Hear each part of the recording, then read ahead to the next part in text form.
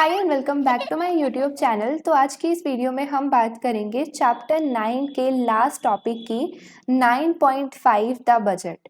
तो budget basically क्या होता है? अगर हम बजट की बात करते हैं तो बजट में हम बेसिकली क्या देखते हैं कि जो भी हमारा लेन देन हुआ है, जितना हमने रिसीव करा है, जितना हमने पे करा है, उसके फिगर्स को देखते हैं। यहाँ पर अगर हम बात कर रहे हैं बजट के 9.5 में, तो हम बात कर रहे हैं गवर्नमेंट के बजट की। तो यहाँ पे हमारा जो बजट होता है वो बेसिकली क्या शो करता है? हमारे गवर्नमेंट के रेवेन्यूज को माइनस हमारे गवर्नमेंट के एक्सपेंडिचर्स। तो अगर हम बात करते हैं गवर्नमेंट के बजट की, तो उसमें हम बेसिकली किस चीज़ की बात करते हैं कि गवर्नमेंट ने कितना कलेक्ट करा, उससे हम माइनस कर देते हैं गवर्नमेंट ने कितना पे करा। तो यहाँ पर गवर्नमेंट जो रेवेन्यूज को कलेक्ट करती है, जनरेट करती है, वो किस फॉर्म में करती है? In the form of taxes. Government जो है टैक्सेस को कलेक्ट करती है और अपने रेवेन्यू को जनरेट करती है, उसमें से हम माइनस कर देते हैं उनके खर्चे। तो गवर्नमेंट के जो खर्चे हैं वो किस फॉर्म में होते हैं? Government purchases of goods and services के फॉर्म में और उनके ट्रांसफर्स के फॉर्म में। तो यहाँ पर ये दोनों हमारे गवर्नमेंट के खर्चे हो गए, इसको हम माइनस कर देते हैं जो भी गवर्नमेंट का रेवेन्यू है, तो हमारा जो बजट है उसका बैलेंस आ जाता है। यहाँ पर गवर्नमेंट का बजट का बैलेंस आ जाता है। अब ये जो हमारा बैलेंस है, ये जब हम अपने गवर्नमेंट के रेवेन्यू में से गवर्नमेंट के एक्सपेंडिचर को माइनस करते हैं, तो जो ये हमारा बैलेंस आता है, इसको सॉल्व कर आता है, ये बैलेंस हमारा पॉजिटिव भी हो सकता है और ये जो बैलेंस है हमारा वो नेगेटिव भी हो सकता है। अब ये जो हमारी दोनों फॉर्म है, ये दोनों फॉर्म हमारी बजट के अंदर ही आती है। तो इसमें अगर हम बात करते हैं पॉजिटिव बैलेंस की, अगर हम बात करते हैं अपने बजट के पार्ट ए की, तो पार्ट ए में हम बात करते हैं बजट सरप्लस की।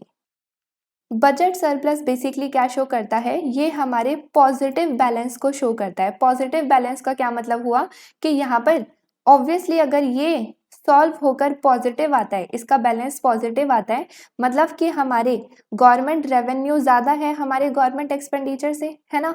तो यहाँ पर हमारी जो गवर्नमेंट है वो ज़्यादा रेवेन्यू को कलेक्ट कर रही है एज कम्पेयर टू जितने उनके खर्चे हो रहे हैं। तो इस केस में हमारी गवर्नमेंट के जो रेवेन्यूज़ हैं वो ज़्यादा हैं खर्चों से। तो हम ऐसे भी बोल सकते हैं कि बजट सरप्लस में हमारी गवर्नमेंट की सेविंग होती है। ये हमारी गवर्नमेंट की सेविंग्स को शो करता है। तो हमारा बजट सरप्लस बेसिकली क्या होता है? यहाँ पर हमारा जो बजट सरप्लस है उसको हम इस तरीके से लिख सकते हैं, हमारे टैक्सेस माइनस में हमारे government purchases of goods and services minus में हमारा गवर्नमेंट के ट्रांसफर्स। तो यहाँ पर ये जो टैक्स कलेक्ट कर दिया गवर्नमेंट, है ना, माइनस जो गवर्नमेंट के दो खर्चे हमने लिए हैं। तो यहाँ पर इस तरीके से हमारा जो है बजट का सरप्लस आता है। अगर हमारे टैक्सेस की जो कलेक्शन है वो ज़्यादा है गवर्नमेंट के एक्सपेंडिचर से, तो हम बजट सरप्लस को, एक पॉजिटिव बैलेंस को अचीव करते हैं। अगर हम बात करें सेकेंड पार्ट की, तो वो हमारा नेगेटिव बैलेंस की बात करता है। उसको हम बोलते हैं बजट डेफिसिट या फिर negative budget surplus. Negative budget surplus कब होता है हमारा? जब हमारे टैक्सेस जो गवर्नमेंट ने कलेक्ट करे हैं वो कम है और गवर्नमेंट के खर्चे ज़्यादा हो गए, तो उस केस में गवर्नमेंट की नेगेटिव सेविंग हो जाती है, नेगेटिव बजट सरप्लस हो जाता है। और ये बेसिकली कौन सी सिचुएशन में होता है? जैसे कि यहाँ पर हमने बात करी है अपनी बजट सरप्लस की इक्वेशन की, है ना? तो ये हमारा जो बजट सरप्लस है वो नेगेटिव कब होगा? जब हमारी ये वैल्यू कम होगी और नेगेटिव वैल्यू ज़्यादा होंगी, है ना? यहाँ पर हम बात करते हैं नेगेटिव बजट सरप्लस में कि इस सिचुएशन में हमारा जो वाई है अगर वो बहुत ज़्यादा लो होता है, हमारा वाई मतलब इनकम, ओवरऑल इनकम, तो अगर वो बहुत ज़्यादा लो है तो हमारी जो टैक्स की कलेक्शन होती है वो भी काफ़ी ज़्यादा लो होती है। तो अगर हमारा वाई लो है तो हमारी टैक्स की कलेक्शन भी बहुत ज़्यादा लो होती है, जिसकी वजह से क्या होता है, हमारी ये वैल्यू ज़्यादा हो जाती है, मतलब हमारे गवर्नमेंट के एक्सपेंडिचर ज़्यादा हो जाते हैं क्योंकि हमने जो रेवेन्यू कलेक्ट किया होता है वो कम होता है। क्योंकि वाई कम है तो टैक्स जो हमारी वाई पर डिपेंड करता है वो भी हम कम कलेक्ट कर पाते हैं। तो हमारे गवर्नमेंट का कलेक्शन कम होता है, रेवेन्यू कम होता है और गवर्नमेंट के एक्सपेंडिचर उस सिचुएशन में ज़्यादा होते हैं, इसलिए हमारा जो बजट सरप्लस है वो नेगेटिव बैलेंस को शो करता है। तो ये है हमारा गवर्नमेंट का बजट। अब इस चैप्टर में हम बेसिकली फोकस करेंगे हमारे बजट सरप्लस के ऊपर ही।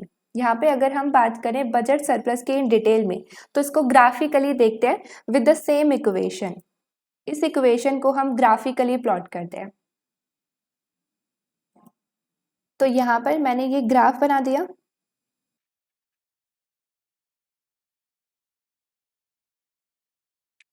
तो ये हो गया हमारा बजट सरप्लस ग्राफिकली। अगर हम इसकी बात करें कि ये शो क्या कर रहा है, इस पे पॉइंट्स क्या शो कर रहे हैं और ये इस तरीके से क्यों बना है, तो उसे समझते हैं। तो सबसे पहले हम बात करते हैं कि ये अपवर्ड क्यों बना हुआ है। मतलब कि अगर ये अपवर्ड बना है दैट मीन्स कि हमारे बजट सरप्लस और इनकम के बीच में पॉजिटिव रिलेशन है। तो लेट सपोज इसको अगर हम एक एग्जाम्पल के थ्रू समझें, तो हम मान के चलते हैं कि लेट सपोज हमारा जो ऑटोनॉमस इन्वेस्टमेंट है उसकी डिमांड इंक्रीज हो जाती है ना। अगर हमारी ऑटोनॉमस इन्वेस्टमेंट की डिमांड इंक्रीज हो जाएगी, तो हमने क्या देखा है कि हमारा जो ए बार है वो भी इंक्रीज कर जाता है। ए बार इंक्रीज हो जाता है तो हमारा जो एडी का कर्व है, हमारा जो एडी है वो भी इंक्रीज हो जाता है। हमारा जो एडी का कर्व है वो पैरेलल अपवर्ड शिफ्ट हो जाता है। और हमारे न्यू इक्विलिब्रियम पॉइंट पर हम क्या देख रहे थे ग्राफ में कि हमारा जो वाई है वो इंक्रीज हो जाता है। ये सब चीज़ें हम ऑलरेडी अपने लास्ट पार्ट्स में पढ़कर आए हैं, है ना। जितने भी पार्ट्स हमने अभी तक पढ़े उसमें हम यही सब पढ़ रहे थे। अब यहाँ पर जब हमारा वाई इंक्रीज होगा तो क्या होगा कि यहाँ पे अगर वाई इंक्रीज हुआ है तो मैं बोल सकती हूँ कि मेरी जो टैक्स की कलेक्शन है वो भी इंक्रीज हो जाएगी। मेरा वो टैक्स जो इनकम पर डिपेंड कर रहा है वो भी इंक्रीज हो जाएगा। और अगर वो इंक्रीज होता है तो उस सिचुएशन में क्या होगा, मैं ये बोल सकती हूँ कि गवर्नमेंट का रेवेन्यू इंक्रीज हो जाएगा। और अगर गवर्नमेंट का रेवेन्यू इंक्रीज होता है और एक्सपेंडिचर में कोई भी चेंजेस नहीं आ रहे, तो उस केस में क्या होगा, हमारा जो बजट सरप्लस है वो भी इंक्रीज हो जाएगा। तो यहाँ पे अगर हम इस रिलेशन को देखें, अगर मेरा वाई इंक्रीज होता है तो हम क्या देख रहे हैं कि मेरा बजट सरप्लस जो है वो भी इंक्रीज होता है। सेम अगर इसका हम अपोजिट इफेक्ट ले लें, तो अगर मेरा वाई कम होगा तो मेरा बजट सरप्लस भी कम होगा। तो हम क्या देख रहे हैं कि इन दोनों के बीच में कैसा रिलेशन है, पॉजिटिव रिलेशन है। पॉजिटिव रिलेशन है इसलिए क्या हो रहा है, हमारा जो बीएस है, हमारा जो बजट सरप्लस का कर्व है वो अपवर्ड स्लोपिंग है। देन अगर हम बात करें पॉइंट 2 की, तो पॉइंट 2 में हम बात करते हैं कि इसका स्टार्टिंग पॉइंट क्या है। तो पॉइंट 2 में हम बेसिकली क्या देखते हैं कि अगर मेरे जीरो लेवल ऑफ इनकम होती है तो उस केस में हमारा जो बजट सरप्लस है वो क्या होगा। अगर हमारी जीरो लेवल ऑफ इनकम होती है, इस इक्वेशन में अगर हम देखें, अगर मेरा वाई यहाँ पर जीरो हो जाएगा तो ये पूरा टैक्स ही जीरो हो जाएगा, मतलब गवर्नमेंट का रेवेन्यू ही जीरो हो जाएगा। तो गवर्नमेंट के पास बचेंगे क्या, सिर्फ खर्चे, वो भी नेगेटिव फिगर में। तो इस केस में हमारा जो बजट सरप्लस है वो क्या हो जाएगा, नेगेटिव। अगर हमारी ऐसी सिचुएशन होती है कि हमारी इनकम जीरो हो जाती है तो उस केस में टैक्स कलेक्शन ही नहीं होगी, क्योंकि टैक्स तो इनकम पे डिपेंड करता है और इनकम ही जीरो है तो कोई टैक्स नहीं दे रहा, है ना। तो उस सिचुएशन में क्या होगा, हमारा जो बजट सरप्लस है वो नेगेटिव में चला जाएगा। हमारा negative government purchases of goods and services plus हमारा ट्रांसफर्स। तो इस केस में हमारा नेगेटिव सरप्लस हो गया। हम ऐसे भी बोल सकते हैं इस केस में हमारा नेगेटिव बजट सरप्लस हो गया। तो ये जो हमारा पॉइंट है वो हमारा शो करता है ये। यहाँ पर हम क्या देख रहे हैं कि ये मेरा जीरो है, इससे ऊपर मेरा जो बजट है उसकी पॉजिटिव वैल्यूज है सारी, और यहाँ पर इससे नीचे हमारे बजट की सारी नेगेटिव वैल्यूज है। तो यहाँ पे ये जो मेरा इनिशियल पॉइंट है ये मेरा बेसिकली क्या शो कर रहा है, मेरा नेगेटिव बजट सरप्लस। और ये स्टार्ट कहाँ से हो रहा है, जहाँ पर हमारा वाई जीरो है और हमारे बजट सरप्लस की वैल्यू क्या है, ये। देन अगर हम बात करें अपने दूसरे पॉइंट के ग्राफ के ऊपर, हमारे इस पॉइंट की, तो इस पे हम क्या देख रहे हैं कि इस पॉइंट पर मेरा जो बजट सरप्लस है वो जीरो है ना। और यहाँ पर अगर मेरा बजट सरप्लस जीरो है, इसका मतलब क्या हुआ, इस सिचुएशन में मैं अगर जीरो डाल देती हूँ यहाँ पर, तो इस सिचुएशन में इसका क्या मतलब हुआ कि इस केस में मेरा जो टैक्स रेवेन्यू है वो एग्जैक्टली इक्वल है हमारे गवर्नमेंट के एक्सपेंडिचर से। हमारी ये जो दोनों वैल्यूज़ हैं, हमारे गवर्नमेंट का रेवेन्यू और हमारे गवर्नमेंट का एक्सपेंडिचर, वो दोनों एग्जैक्टली इक्वल हैं जब हमारा बजट सरप्लस जीरो है। और वो किस पॉइंट पे है, जहाँ पर हमारा बजट सरप्लस एक्स एक्सिस से इंटरसेक्ट करता है, यहाँ पर। ओके, तो यहाँ पे इस वैल्यू को लिख लेते हैं। अब अगर हम बात करें इस लाइन की, तो हमने क्या देखा था कि हमारे y और हमारे बजट सरप्लस के बीच में पॉजिटिव रिलेशन है। y इंक्रीज होता है तो बजट सरप्लस भी इंक्रीज होता है, इसलिए ये हमारी अपवर्ड स्लोपिंग है। बट अगर हम यहाँ पर देखें तो यहाँ पे जो मेरा बजट सरप्लस है वो 0 है। दैट मीन्स कि इसके नीचे वाले पोर्शन में यहाँ पर मेरा जो बजट सरप्लस होगा वो क्या होगा, नेगेटिव। मतलब कि इस केस में यहाँ पर जब ये मेरा बजट सरप्लस नेगेटिव होगा तो हमारे गवर्नमेंट के जो एक्सपेंडिचर होंगे वो ज़्यादा होंगे रेवेन्यू से। और अगर हम बात करें इस वाले पार्ट की, यहाँ पर अगर हम बात करते हैं इस वाले पार्ट की, अपर पार्ट की, तो यहाँ पे मेरा जो बजट सरप्लस है वो क्या है, पॉजिटिव। और यहाँ पे हम क्या देख रहे हैं कि मेरा जो रेवेन्यू है वो ज़्यादा होगा एक्सपेंडिचर से, गवर्नमेंट का रेवेन्यू ज़्यादा होगा एक्सपेंडिचर से। अगर हम बात करते हैं इस सिचुएशन की, तो यहाँ पर हम बोलते हैं कि हमारा जो वाई है वो काफ़ी ज़्यादा लो है, इसलिए हमारे टैक्स रेवेन्यू इतना हो नहीं पा रहा और हमारा जो बजट सरप्लस है वो नेगेटिव है। इस सिचुएशन में हम बात करते हैं कि हमारा जो वाई है वो काफ़ी ज़्यादा हाई है, इसलिए हमारे टैक्स रेवेन्यू हो पा रहे हैं अच्छे खासे और वो हमारे रेवेन्यू ज़्यादा है एक्सपेंडिचर से, इसलिए यहाँ पे हमारा जो बजट सरप्लस है वो पॉजिटिव है। एंड एट दिस पॉइंट जहाँ पर हमारा बजट सरप्लस 0 है, वहाँ पर हम बात करते हैं कि हमारा जो रेवेन्यू है वो एग्जैक्टली इक्वल है एक्सपेंडिचर के। Now effects on budget surplus, तो इसमें हम बेसिकली बात करते हैं कि अगर हमारी गवर्नमेंट अपने रेवेन्यू के फैक्टर्स में या फिर एक्सपेंडिचर के फैक्टर में कुछ भी चेंज करती है तो उसका इफेक्ट क्या होगा हमारे बजट सरप्लस पर। तो केस 1 हम समझते हैं कि व्हाट इफ अगर हमारी गवर्नमेंट अपने गवर्नमेंट परचेजेस में चेंजेस लेकर आती है तो। अब अगर हमारे गवर्नमेंट परचेजेस में चेंजेस आ रहे हैं, मतलब हमारे जी बार में चेंजेस आ रहे हैं, तो लेट्स अज्यूम कि हमारा जो जी बार है वो इंक्रीज हो रहा है।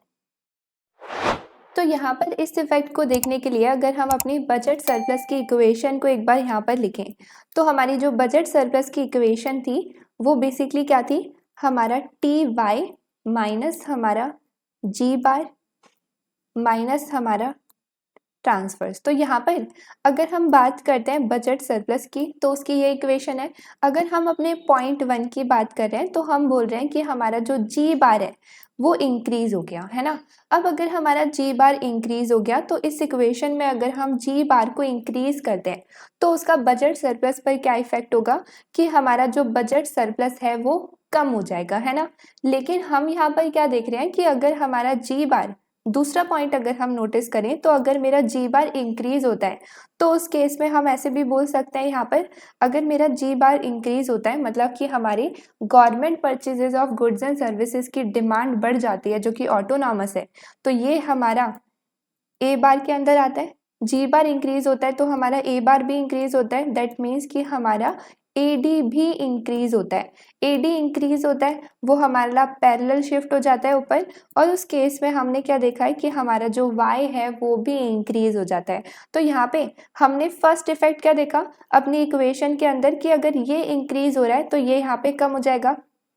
दूसरा इफेक्ट हम क्या देख रहे हैं कि अगर ये यहाँ पे इंक्रीज होता है तो यहाँ पर हमारा y भी इंक्रीज हो जाएगा, और अगर हमारा y इंक्रीज होता है तो मतलब हमारा ये भी इंक्रीज हो जाएगा, जिसकी वजह से क्या होता है यहाँ पर हमारा ये भी इंक्रीज होता है। तो अगर हम बात करते हैं कि जी बार इंक्रीज होता है तो हमारा ओवरऑल इम्पैक्ट क्या होगा बजट सरप्लस पर, तो उसे अब हम यहाँ पर देख रहे हैं। तो हम बेसिकली क्या देख रहे हैं इस इक्वेशन के अंदर, हमारा जी बार में चेंजेस आ रहे हैं है ना, और यहाँ पर जी बार में चेंजेस आने की वजह से हमारा यहाँ पर y में भी चेंजेस आ रहे हैं, जिसकी वजह से हमारा ये वैल्यू भी चेंज हो रही है, ये टर्म भी चेंज हो रही है, और हमें देखना है कि हमारा ओवरऑल BS कितना चेंज होता है, बजट सरप्लस कितना चेंज होता है। तो इसको हम देखते हैं।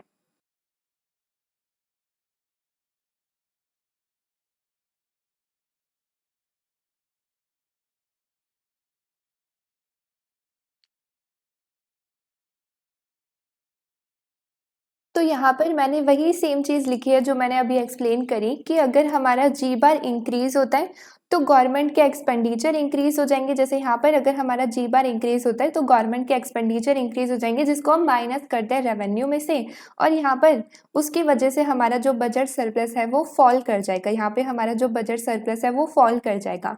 बट अगर हम इसकी दूसरी साइड को देखें तो हम क्या देख रहे हैं कि अगर मेरा जी बार इंक्रीज होता है तो उस केस में हमारा जो एडी है वो भी इंक्रीज होता है, वाई है वो भी इंक्रीज होता है। और अगर हमारा वाई इंक्रीज होता है मतलब हमारी टैक्स कलेक्शन इंक्रीज हो जाती है, जिसकी वजह से अगेन हमारा जो है बीएस इंक्रीज होता है। यहाँ पे हम क्या देख रहे हैं कि अगर मेरा जी इंक्रीज होता है, जी बार इंक्रीज होता है, तो उसकी वजह से मेरा जो वाई है वो भी इंक्रीज हो जाता है, जिसकी वजह से मेरी जो टैक्स कलेक्शन है वो भी इंक्रीज हो जाती है। और इस इफेक्ट के अकॉर्डिंग तो हमारा जो बजट सरप्लस है वो इंक्रीज होता है।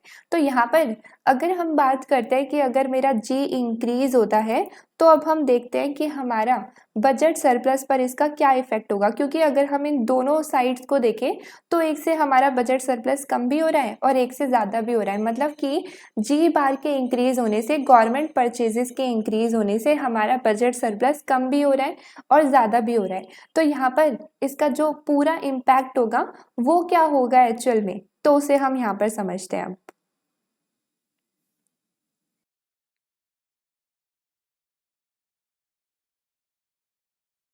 तो अब यहाँ पर इस चीज़ को काफ़ी ध्यान से देखना। यहाँ पर हमने क्या करा है, बजट सरप्लस की वही सेम इक्वेशन लिखी है।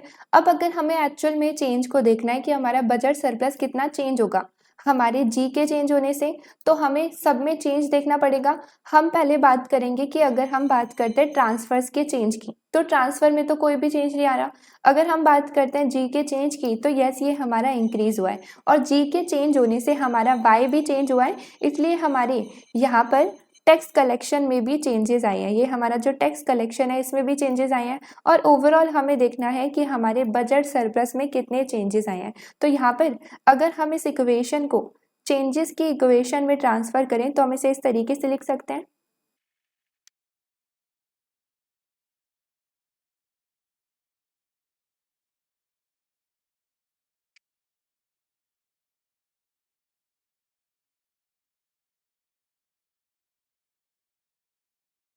तो अगर हम बात करते हैं इस इक्वेशन की जिसमें हम चेंजेस को लेकर आए हैं, तो हम सबसे पहली चीज़ जो नोटिस कर रहे हैं, सबसे पहले हम देखते हैं टीआर को। तो टीआर की बात करें तो चेंज इन टीआर क्या है, चेंज क्या आया है टीआर में, कोई भी चेंज नहीं आया। अगर हमारे गवर्नमेंट परचेजेस इंक्रीज हो रहे हैं तो टीआर में तो कोई भी चेंज नहीं आया। तो यहाँ पे इसलिए मैंने लिखा है कि there is no change in TR. That means कि अगर हम बात कर रहे हैं चेंज इन टीआर की तो वो सिंपली क्या है, ज़ीरो। अगर हम बात करें अपने जी बार की, तो जी बार में तो सबसे पहले ही चेंज आई, यहीं से तो हमारी खिचड़ी स्टार्ट हुई थी। तो यहाँ पर हमारा जो जी बार है वो इंक्रीज हुआ था, इसी में सबसे पहले चेंजेस आए थे। अगर हम बात करते हैं अपनी इस टर्म की, तो यहाँ पे हम क्या देख रहे हैं कि हमारे वाई में चेंजेस आए, और ऑब्वियसली हमारा जो टी है वो तो प्रपोर्शन को शो करता है कि मेरे वाई में से मैं कितना टैक्स दे रही हूँ, है ना। हमारा जितने भी लोगों की इनकम होती है उसका कुछ प्रपोर्शन वो टैक्स देते हैं, और वो प्रपोर्शन हमारा टी डिसाइड करता है ना।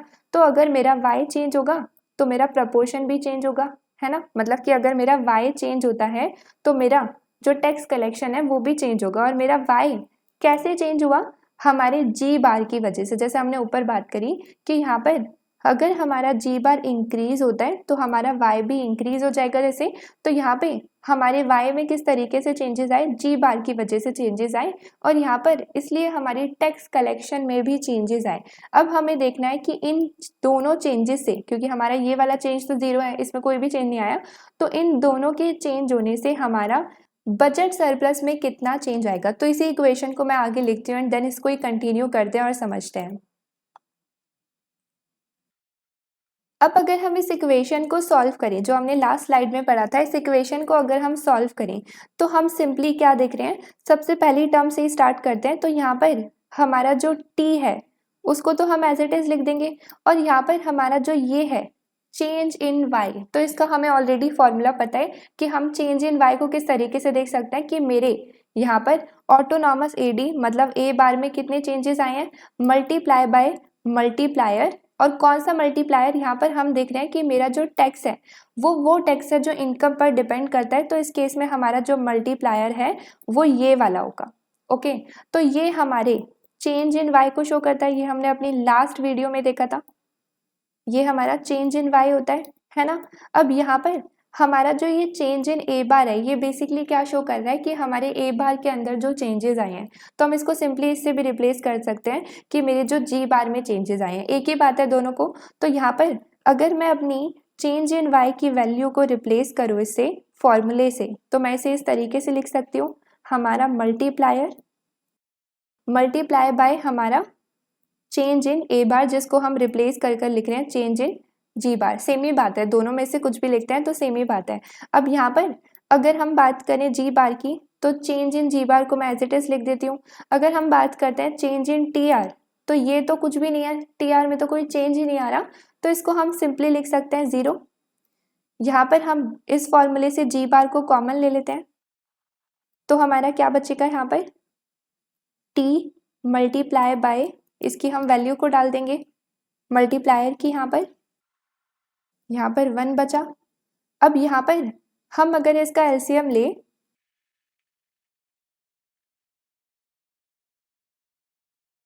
अब यहाँ पर इसमें से हम क्या करेंगे, हम अपने 1 माइनस टी को कॉमन ले सकते हैं। और किस तरीके से कॉमन ले सकते हैं, अगर हम इसको चेंज कर दें, तो यहाँ पर इसको मैं इस तरीके से लिख सकती हूँ, -1 माइनस टी, है ना, सेम बात है। और यहाँ पर इसको हम एज इट इज लिख देते हैं। अब इसमें से हम 1 माइनस टी को कॉमन ले सकते हैं, तो यहाँ पर क्या बच जाएगा, ये, और इसमें से हमने कॉमन क्या ले लिया, 1 माइनस टी।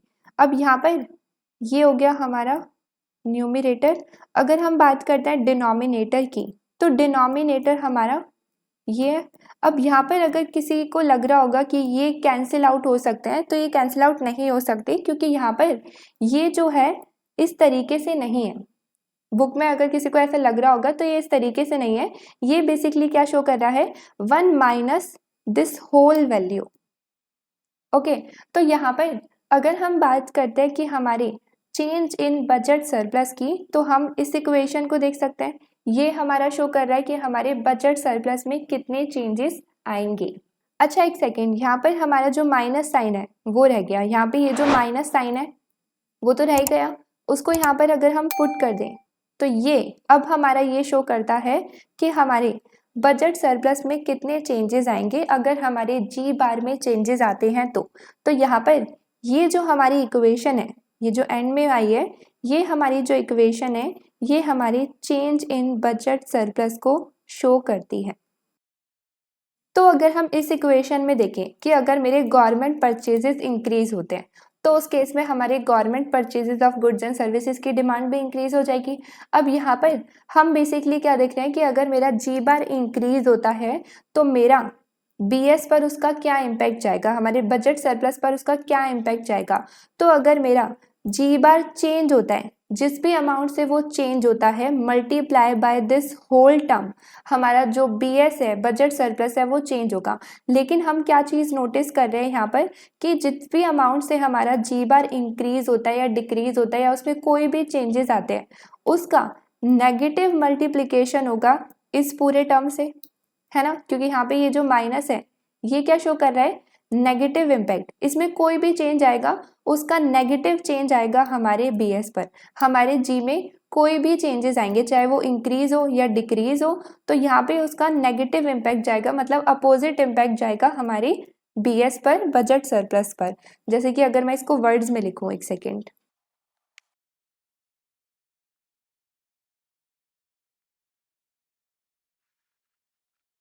ओके तो अगर हम इस पूरे टॉपिक को समराइज करें और अपनी फाइनल इक्वेशन को समझें, तो हम क्या देख रहे हैं, हमने बात करी है कि अगर मेरा जी चेंज होता है तो मेरा बजट सरप्लस कितना चेंज होगा। तो हमने बात करी थी कि अगर मेरा जी इंक्रीज हो जाता है, गवर्नमेंट एक्सपेंडिचर इंक्रीज हो जाते हैं, जी हमारे गवर्नमेंट एक्सपेंडिचर के अंदर आता है। अगर गवर्नमेंट अपने गुड्स एंड सर्विसेज के परचेजेस को इंक्रीज करेगा, वो गवर्नमेंट के खर्चे हैं वो अगर इंक्रीज हो जाएंगे तो वो हमारे बजट सरप्लस में से माइनस किए जाते हैं, खर्चे बढ़ जाएंगे जो कि हम माइनस करते हैं, तो हमारा बजट सरप्लस कम हो जाएगा। ये हमने देखा। दूसरा हमने देखा कि अगर मेरा जी इंक्रीज होता है तो मेरा जो वाई है वो भी इंक्रीज होएगा, जिसकी वजह से हमारा जो टैक्स रेवेन्यू है वो इंक्रीज हो जाएगा, जो कि एड ऑन किया जाता है। अगर ये यहाँ पर इंक्रीज हो रहा है तो इसका इम्पैक्ट यहाँ पर क्या आएगा कि बजट सरप्लस उस अमाउंट से जो है इंक्रीज हो जाएगा। हम देख रहे हैं कि अब इस पूरी स्टोरी में क्या हो रहा है कि मेरा जो बजट सरप्लस है वो कम भी हो रहा है एक बार और वो ज़्यादा भी हो रहा है। बट अगर हम बात करें कि मेरा ओवरऑल इम्पैक्ट क्या होगा जी के चेंज होने से बजट सरप्लस पर, तो हमने इस इक्वेशन के अंदर चेंजेस को इंक्लूड कर दिया। जब हमने इस इक्वेशन में चेंजेस को लेकर आए तो हमने यहाँ पर क्या देखा, ये तो हमारा जीरो है, इसमें कोई भी चेंजेस नहीं आया जी के इंक्रीज होने से। और हमने यहाँ पर देखा कि हमारा जी चेंज हुआ, उसको हमने एज इट इज लिख दिया। और हमारे जो y में चेंजेस आए जी की वजह से, तो हमने चेंज इन y की इक्वेशन यहाँ पर डाल दी, multiplier multiply by change in g, जो कि हम पढ़कर आए हैं। जब हमने इस पूरी इक्वेशन को सॉल्व करा तो एट द एंड हमने इस इक्वेशन को रिसीव करा यहाँ पर। अब हमारी ये इक्वेशन क्या शो करती है, तो इसकी हम बात करते हैं। यहाँ पर हमारा शो किया जा रहा है कि ये हमारा चेंज इन जी है। हमारे जी में जो चेंजेस आ रहे हैं तो उसकी वजह से हमारे बजट सरप्लस में कितने चेंजेस आएंगे ये हमें देखना है।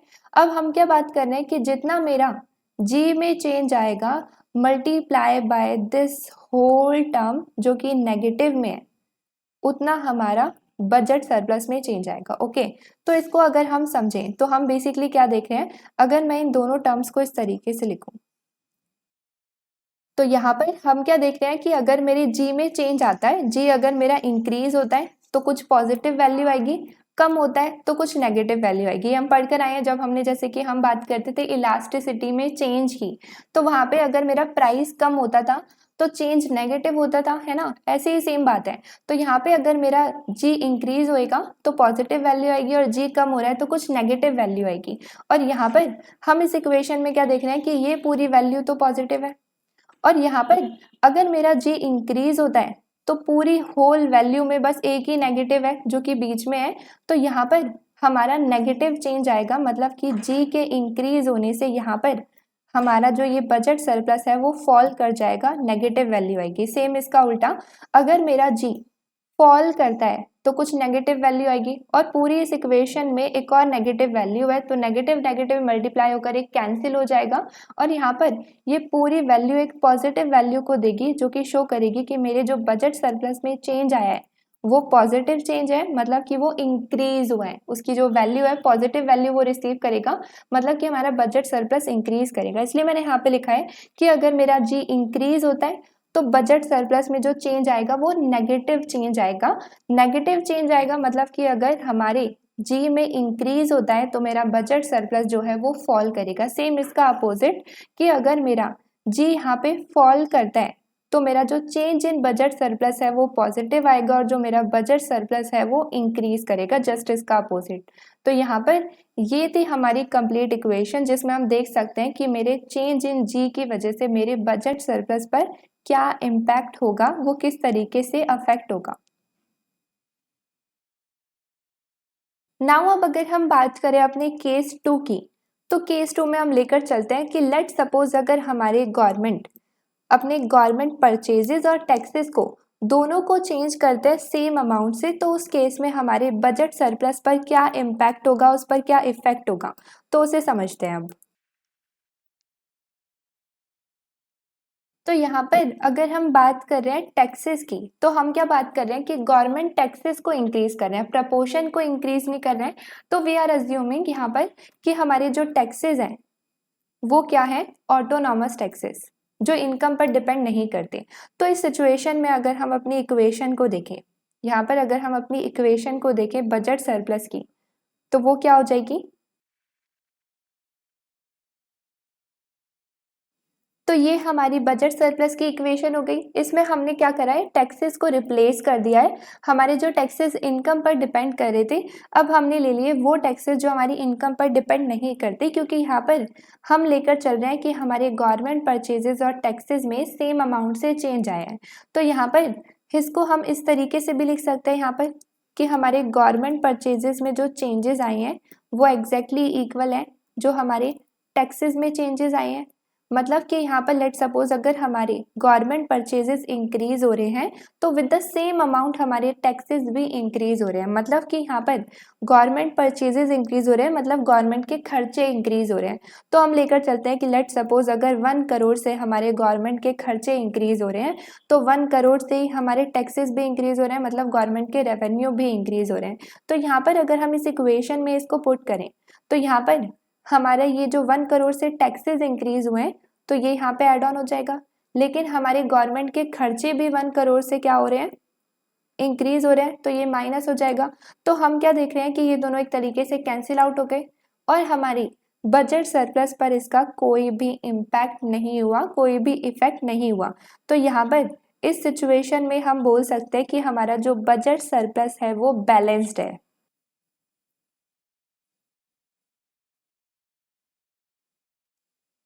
बजट सरप्लस बैलेंस्ड है मतलब कि हमारी इंक्रीज और डिक्रीज करने से गवर्नमेंट एक्सपेंडिचर और revenue with the same amount हमारे बजट सरप्लस में कोई भी चेंजेस नहीं आए।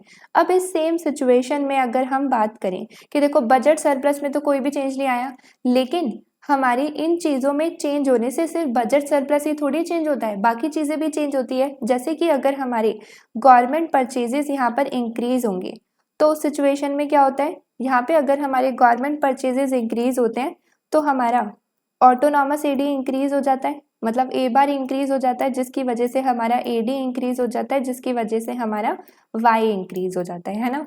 सेम अगर हम बात करें यहाँ पर तो इसका अपोजिट इफेक्ट करता है। यहाँ पे अगर हमारा टी ए टैक्सेस इंक्रीज हो जाते हैं तो उस केस में हमारा अपोजिट इम्पैक्ट है इसका, हमारा ये कम हो जाता है, एडी कम हो जाता है और हमारा वाई कम हो जाता है। तो इस सिचुएशन में इनके सेम अमाउंट से चेंज होने में हमारा जो बजट सरप्लस है उस पर तो कोई भी चेंज नहीं आया, लेकिन अगर हम बात करें कि इसके चेंज होने से हमारे वाई में कितना चेंज आएगा तो उसे हम यहाँ पर देखते हैं।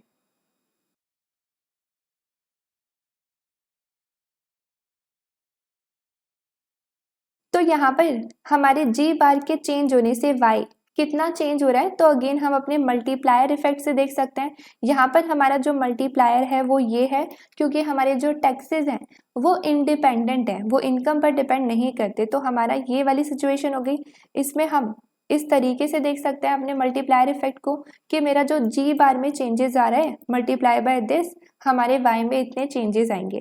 सेम अगर हम बात करें अपनी दूसरी सिचुएशन की कि हमारे टैक्सेस में चेंज होने से हमारे वाई में कितने चेंजेस आ रहे हैं, तो इसमें अगेन हमारा यहाँ तक तो सेम है मल्टीप्लायर इफेक्ट क्योंकि यहाँ पे हमारा जो जी बार है और हमारा जो टैक्सेस हैं वो दोनों ही हमारे ए बार के पार्ट है। बट यहाँ पर हमने क्या किया हुआ है, हमने यहाँ पर मल्टीप्लाई भी करा हुआ है माइनस सी से, माइनस स्मॉल सी से। इसका क्या मतलब हुआ, यहाँ पर अगर हम इसको मल्टीप्लाई करते हैं इससे तो हम इसको सिंपली अगर याद करें, अगर हम इसकी इक्वेशन को याद करें तो हमारी जो इक्वेशन थी इक्विलिब्रियम इक्वेशन वो बेसिकली क्या थी, ये थी।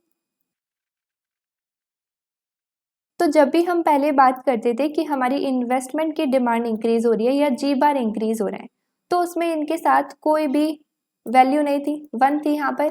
लेकिन अगर हम बात करते हैं टैक्सेस की तो टैक्सेस के साथ यहाँ पर जब हम इस ब्रैकेट को ओपन करेंगे तो हम क्या देख रहे हैं कि टैक्सेस के साथ यहाँ पर एक और कौन सी वैल्यू इसके साथ आ जाती है, स्मॉल सी। स्मॉल सी इससे मल्टीप्लाई होता है माइनस में, तो यहाँ पर हमें इसे ऊपर मल्टीप्लाई करना होता है अपने मल्टीप्लायर इफेक्ट में। तो इसका केस अभी तक नहीं आया था बट इसलिए हमें यहाँ पर लाइक पूरे चैप्टर में अभी तक हमने ये नहीं पढ़ा था और ये हमारी बुक में वैसे है भी नहीं, लाइक ये हमें सिर्फ यहीं तक गिवन है, सिर्फ यहीं तक गिवन है और इसके बाद आगे की जो एक्सप्लेनेशन है वो बुक में नहीं गिवन है।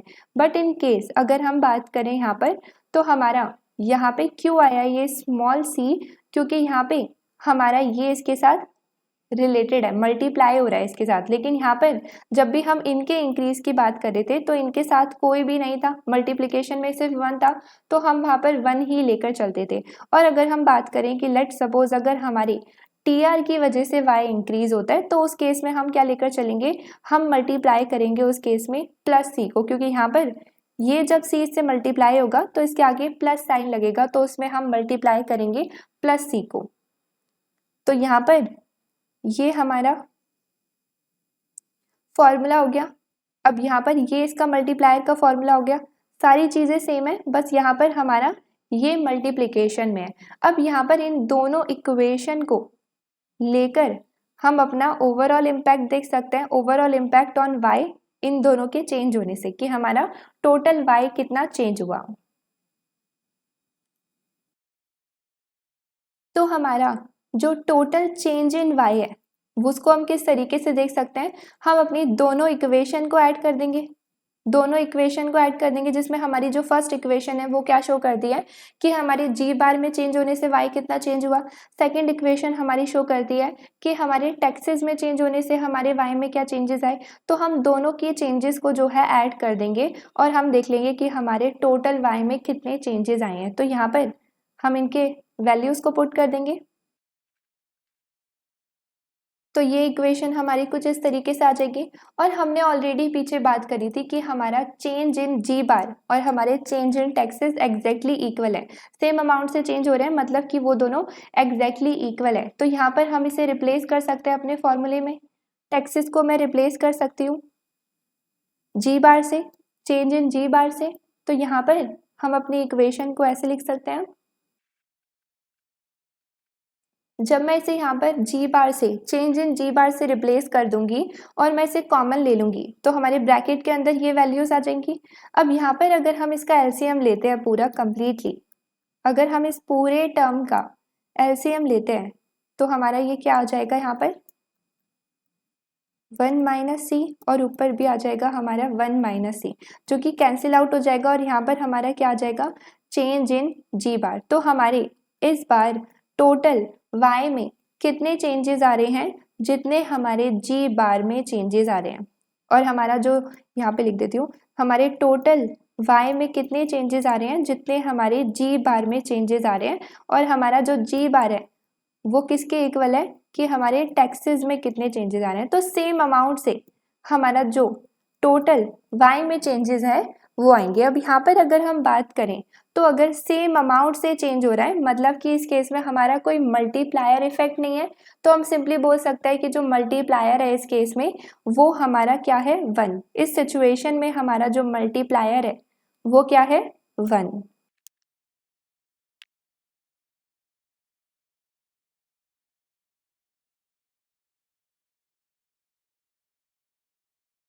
तो यहाँ पर हमारा जो मल्टीप्लायर है इस सिचुएशन में वो क्या हो गया, 1।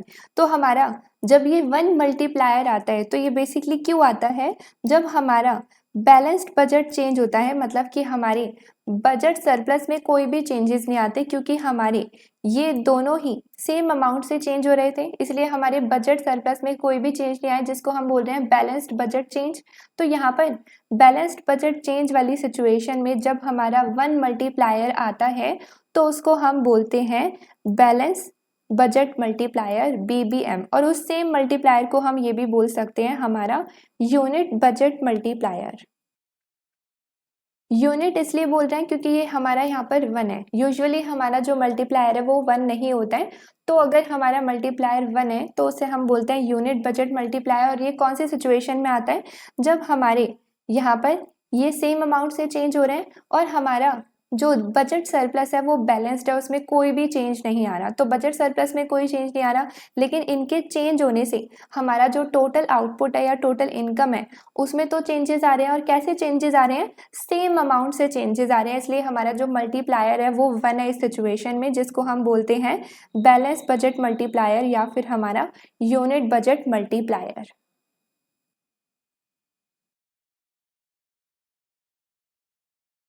नाउ अब इस चैप्टर का हमारा लास्ट टॉपिक है फुल एम्प्लॉयमेंट बजट सरप्लस। तो अगर हम बात करते हैं फुल एम्प्लॉयमेंट की, तो ये हमने अपनी लास्ट वीडियो में भी पढ़ा था। फुल एम्प्लॉयमेंट हम कब बोलते हैं, जब हमारा जो इकोनॉमी के अंदर आउटपुट है वो हमारा पोटेंशियल आउटपुट हो। तो ये अगर मैं इसको रिवाइज कराऊँ, जो हमने अपनी लास्ट वीडियो में पढ़ा था, वो बेसिकली हमने क्या पढ़ा था कि यहाँ पे ये हमारा कुछ ग्राफ होता है, इसमें ये मेरा पोटेंशियल आउटपुट जो है इकोनॉमी के अंदर प्रोड्यूस हो रहा है, लेकिन जो हमारा आउटपुट हम प्रोड्यूस कर रहे हैं वो तो इससे डिफर करता है। यहाँ पर पोटेंशियल आउटपुट हम किसको बोल रहे हैं कि जो हमारे फुल लेवल ऑफ एम्प्लॉयमेंट में मैक्सिमम आउटपुट इफेक्टिवली जो प्रोड्यूस हो रहा है इकोनॉमी के अंदर, लेकिन जो हमारा एक्चुअल में आउटपुट प्रोड्यूस हो रहा है उसको हम वाई से डिनोट करते हैं। वो क्या करता है, वो फ्लक्चुएशन करता रहता है, मतलब या तो वो हमारे पोटेंशियल आउटपुट से ज़्यादा होता है या फिर वो कम होता है। तो यहाँ पे अगर वो ज़्यादा होता है हमारे पोटेंशियल आउटपुट से, अगर हमारा जो आउटपुट हम प्रोड्यूस कर रहे हैं इकोनॉमी के अंदर वो ज़्यादा होता है हमारे पोटेंशियल आउटपुट से, तो वो हमारी बूम की सिचुएशन थी। और अगर हमारा पोटेंशियल आउटपुट ज़्यादा होता है उस आउटपुट से जो हम इकोनॉमी के अंदर प्रोड्यूस कर रहे हैं, तो वो हमारी रिसेशन की सिचुएशन थी। और इसके अंदर किस तरीके की सिचुएशन होती है इकोनॉमी के अंदर, ये मैंने अपनी लास्ट पार्ट में एक्सप्लेन करा था। अब अगर हम बात करते हैं बजट सरप्लस की, तो हमने बजट सरप्लस की क्या इक्वेशन देखी थी ऑलरेडी। अब यहाँ पर इस इक्वेशन में हम क्या देख रहे हैं कि जो ये y है, जो हमारा आउटपुट है और इनकम है, ये बेसिकली y क्या शो करता है, जो हमारी इकोनॉमी के अंदर आउटपुट प्रोड्यूस हो रहा है। ओके, लेकिन अगर हम यहाँ पर बात करते हैं फुल एम्प्लॉयमेंट बजट सरप्लस की, तो हम अपने जो आउटपुट इकोनॉमी के अंदर प्रोड्यूस हो रहा है उसको रिप्लेस कर देते हैं कौन से आउटपुट से, फुल एम्प्लॉयमेंट लेवल के आउटपुट से, जिसको हम बोलते हैं पोटेंशियल आउटपुट, जिसको हम y स्टार से मार्क करते हैं। तो इसको हम अपनी बजट सरप्लस में रिप्लेस कर देंगे। तो हमारा फुल एम्प्लॉयमेंट लेवल में जो बजट सरप्लस होगा वो कुछ इस तरीके से दिखेगा। अब यहाँ पर अगर हम इन दोनों सिचुएशन को कंपेयर करें, हमारी इक्वेशन 1 एंड हमारी इक्वेशन 2, अगर हम इनका डिफरेंस देखें, यहाँ पर अगर हम बात करते हैं इनके डिफरेंसेस की, तो हम इसे ऐसे ले लेते हैं 1 - 2। तो यहाँ पर ये इक्वेशन हमारी कुछ इस तरीके से हो जाएगी। तो अगर हम इनके डिफरेंसेस को नोटिस करें तो हमारी जो ये इक्वेशन है वो आती है, और इसको हम किस तरीके से देख सकते हैं, अगेन हम अपने आउटपुट को जो है कंपेयर कर सकते हैं। एक्चुअल आउटपुट जो हम प्रोड्यूस कर रहे हैं जिसको हम y से डिनोट करते हैं, किससे कंपेयर करें, हमारे पोटेंशियल आउटपुट से जो y स्टार हमारी इकोनॉमी के अंदर फुल एम्प्लॉयमेंट में प्रोड्यूस होते हैं। तो यहाँ पर अगर हम कंपैरिजन करें, अगेन लेट सपोज हम बूम सिचुएशन की बात करें, तो बूम में क्या होता था बेसिकली कि हमारा जो हम एक्चुअल आउटपुट प्रोड्यूस कर रहे हैं इकोनॉमी के अंदर वो ज़्यादा होता था हमारे पोटेंशियल आउटपुट से। अगर ये सिचुएशन होती है, बूम सिचुएशन होती है, तो उस केस में अगर हम बजट सरप्लस को कंपेयर करें तो हम क्या देख रहे हैं कि इस सिचुएशन में मेरा जो बजट सरप्लस होगा वो भी ज़्यादा होगा उस बजट सरप्लस से जो हमारे पोटेंशियल आउटपुट पर आता है। तो इस सिचुएशन में हमारे बूम में बजट सरप्लस में एक तरीके से क्या होता है, सरप्लस।